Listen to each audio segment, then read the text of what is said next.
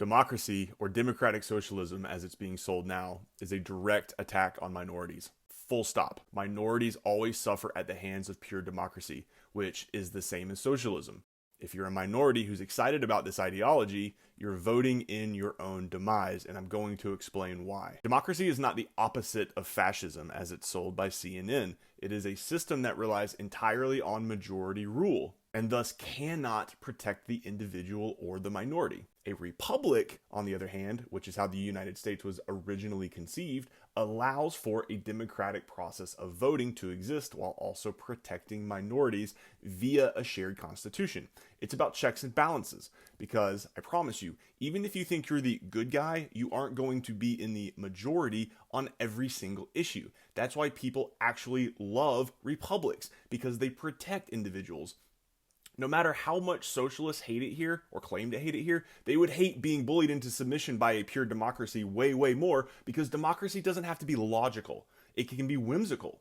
If enough people get fired up about one issue and decide to hurt others, to burn them at the stake, pure democracy allows that.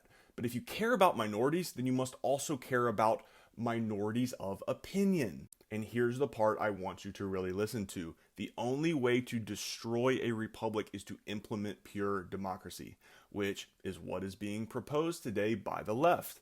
Fascism can't overturn a republic. I got news for you. Corruption can weaken a republic, which we've seen plenty of over the years, but paradoxically, only the checks and balances of a republican system can police itself out of corruption, which is why corruption is always pushing for what?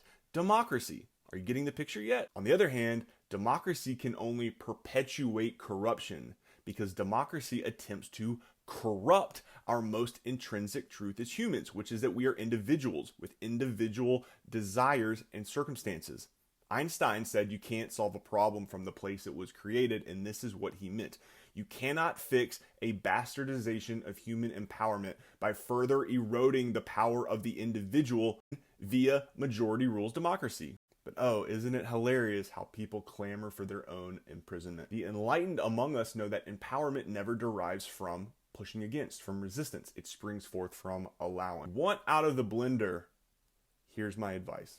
Stop trying to fight corruption by becoming corrupt yourself.